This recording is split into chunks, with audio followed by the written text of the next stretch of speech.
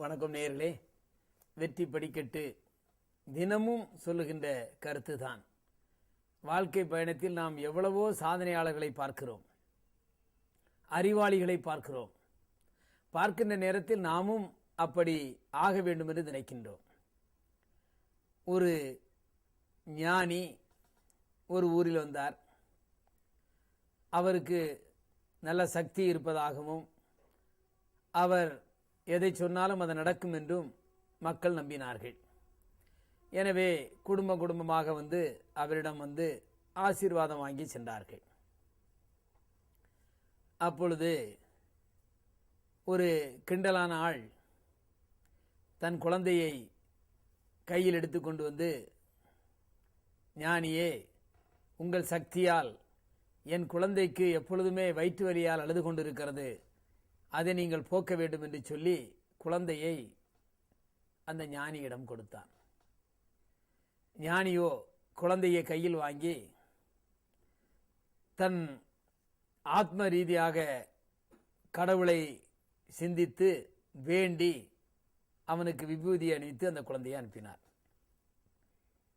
இதை பார்த்து கொண்டிருந்த ஒரு நாத்திகன் அந்த குழந்தையின் தந்தையை கூப்பிட்டு, மடப்பையில, நீ போய் நல்ல ஆஸ்பத்திரியில் டாக்டரை பார்த்து மருந்து வாங்கி கொடுத்தாதான் அவன் குழந்தை குணமாகும்.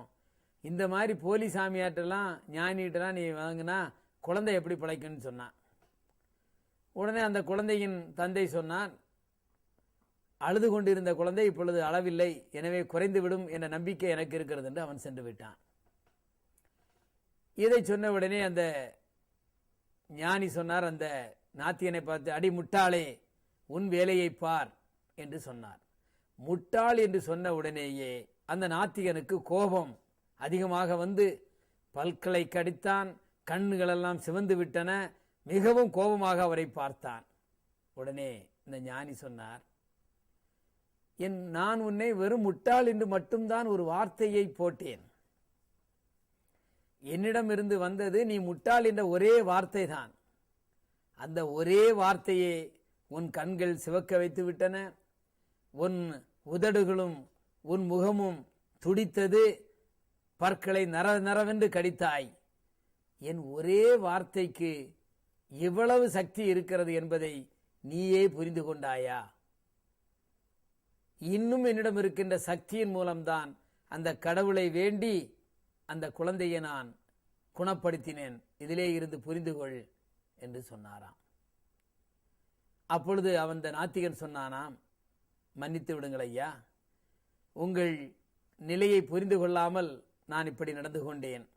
நீங்கள் சொன்னது போல ஒரு வார்த்தைக்கே இவ்வளவு மாற்றம் என்று சொன்னால், நீங்கள் ஆத்ம ரீதியாக சிந்தித்து கடவுளை வழிபட்டு இன்னும் பல வார்த்தைகளை போட்டால் நான் உருப்படவே மாட்டேன், எனவே என்னை மன்னித்து விடுங்கள் என்று சொன்னானாம்.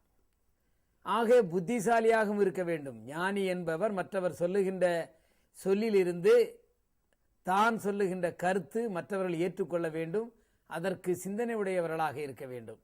அப்படி இருந்தால்தான் ஞானியாக இருப்பவர் கூட தொடர்ந்து ஞானியாக இருக்க முடியும். எனவே வாழ்க்கை பயணத்தில் நாம் ஒவ்வொரு நிகழ்வுகளையும் நாம் கவனித்து அதில் இருக்கின்ற கருத்துக்களை எடுத்துக்கொள்ள வேண்டும். அவசரப்பட்டு அந்த நாத்திகர் சொன்னது போல சொல்லவும் கூடாது. நாம் அந்த ஞானி சொன்னது போல மற்றவர்களை வேகப்படுத்தவும் கூடாது. அமைதியாக நிதானமாக நம் வாழ்க்கை பயணத்தை தொடர்ந்து எவ்வளவு தூரம் நாம் வெற்றி பெற முடியுமோ அவ்வளவு தூரம் வெற்றி பெறுகின்ற ஒரு நிலையை நாம் ஏற்படுத்தி கொள்ள வேண்டும். இந்த சமுதாயம் என்பது நாம் மட்டுமல்ல, நம்மை சார்ந்தவர்கள் மட்டுமல்ல, ஏராளமான மக்கள் வாழுகின்ற ஒரு இடம். அந்த இடத்தில் நாம் நல்லவனாக வல்லவனாக இவன் நல்லவர் என்று பெயர் எடுக்கின்ற அளவிற்கு சாதுரியமாக நடந்து கொள்ள வேண்டும். அப்படி என்று சொன்னால்தான் நம் நிலைமை உயரும், மற்றவர்கள் மத்தியில் ஒரு நல்ல பெயரை வாங்க முடியும். எனவே வாழ்க்கை பயணத்தில் வெற்றியை பெறுவதற்கு தினமும் காலை 7 மணிக்கு வெற்றி படிக்கட்டு நிகழ்ச்சியை பாருங்கள், வெற்றியை பெறுங்கள். நன்றி, வணக்கம்.